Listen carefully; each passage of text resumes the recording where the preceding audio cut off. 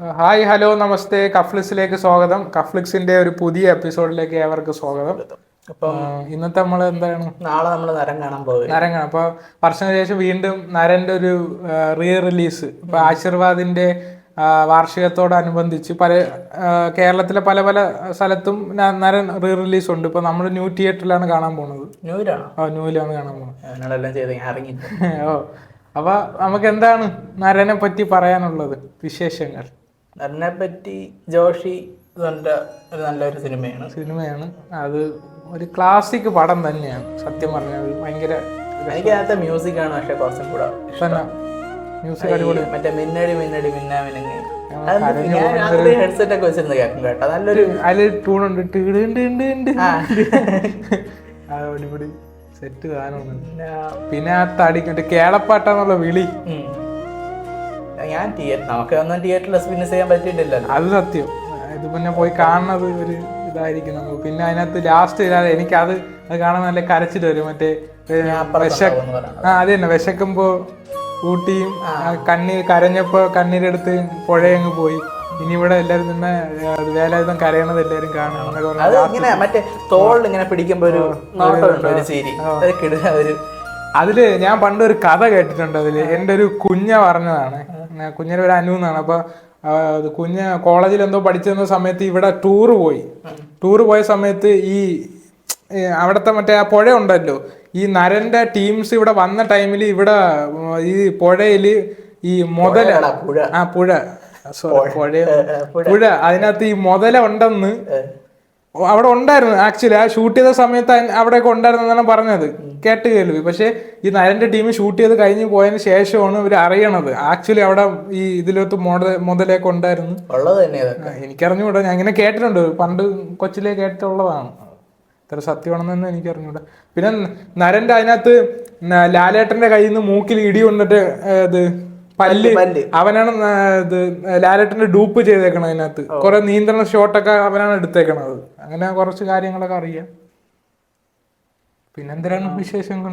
പിന്നെ നാളെ അറിയാം സത്യം നമ്മളൊരു ഫീൽ എന്താണെന്ന് അറിയാം. പിന്നെ നമ്മളെ കുറച്ച് പബ്ലിക് ഒപ്പീനിയൻ ഒക്കെ നോക്കുന്നുണ്ട്. പിന്നെ നരന്ന് സിനിമ പേര് കേൾക്കുമ്പോൾ തന്നെ ഓർമ്മ വരണം നമ്മുടെ ഒരു ബാക്ക്ഗ്രൗണ്ട്.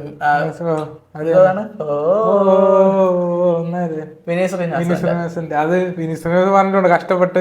ഒരു ഇത്ര പോർഷൻ പാടാനേ ഉള്ളു.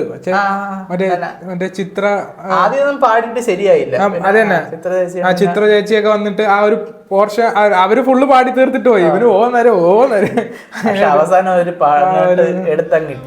ഈ പാട്ടിലാണ് വിനീത് ശ്രീനിവാസന് ഇപ്പോഴും പല സ്റ്റേജുകളിൽ ഈ പാട്ട് പാടിപ്പിച്ചിട്ടേ വിടുള്ളൂ. അത്രയ്ക്ക് കുറെ സ്ഥലത്ത് കണ്ടായിരുന്നത്. എല്ലാവർക്കും ആവശ്യം വിനീത് ശ്രീനിവാസന്റെ അതാണ്. പാട്ടൊക്കെ നിക്കണ ഒരിതാണ്. പക്ഷെ ഇപ്പൊ കാണുമ്പം പലരും ഇല്ല. സത്യം, ശരിയാണ്. മലയാള സിനിമയില് അവരൊക്കെ ഉണ്ടാക്കി വെച്ചൊരു ഓളം എന്ന് പറയണത് ഒരു ഭയങ്കര മാമുക്കോയ. ശരിയാണ്, പലരും ഇല്ല. അതൊരു വിടവാണ്, നികത്താൻ പറ്റാത്തൊരു വിടവ് എന്നൊന്ന് പറയേണ്ടി വരും. പിന്നെ മറ്റേ പുള്ളിയില്ല, അതുകൊണ്ട് കുത്തി വെച്ചിട്ട് ഒറ്റ ഡയലോഗ് ഇപ്പൊ നേർക്ക് നേരെ നടിക്കാം ഡയലോഗ് തിയേറ്ററൊക്കെ ഒന്ന് കത്തുമായിരിക്കും. പിന്നെ അതില് മധുവിന്റെ നല്ല ക്യാരക്ടറായിരുന്നു. നല്ല ഉണ്ട്. പക്ഷെ എന്നാലും നമുക്ക് ഇവരൊക്കെ ഉണ്ടാക്കി വെച്ചൊരു ലെജൻഡ് മധു സാർ. അപ്പോഴ് ഇവരുണ്ട്. അത് ഇപ്പൊ ലാലേട്ടനൊക്കെ അങ്ങനെ അഭിനയിക്കുമ്പോഴേ ആ ഒരു ഇതില് അഡ്വൈസ് ചെയ്യാൻ പറ്റുന്ന ക്യാരക്ടറൊക്കെ ഇപ്പൊ മധു സാറിനെയൊക്കെ പോലെ വലിയ ആൾക്കാരൊക്കെ അല്ലേ പറ്റുള്ളൂ. വന്നിട്ട് ഇങ്ങനെ പറയുമല്ലോ, നിന്നെ വർഷത്തിലൊരിക്കലെങ്കിലും ഇങ്ങനെയൊക്കെ നല്ല ഡ്രസ്സൊക്കെ ഇട്ട് കാണാൻ പറ്റണമല്ലോ എന്നൊക്കെ പറയണത്.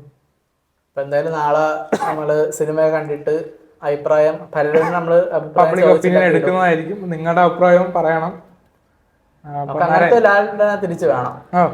തീർച്ചയായിട്ടും അങ്ങനെയാണ് നമ്മളെല്ലാരും ആഗ്രഹിക്കുന്നത്. വരുമെന്നാണ് നമ്മളെ പ്രതീക്ഷ. എന്തായാലും വരും. ഒരു പടം അകലെയാണ്, അതെന്തായാലും വരും. അല്ല, ഒരു പടം വരുമ്പോ ശരിയാവുമല്ലോ. അപ്പൊ പുതിയൊരു നമ്മളൊരു സിനിമാ വിശേഷങ്ങളും ടിക്കറ്റ് ഹണ്ടിങ്ങും പബ്ലിക് ഒപ്പീനിയനുമായിട്ട് വരുന്നത് വരെ until then signing out. Line cut.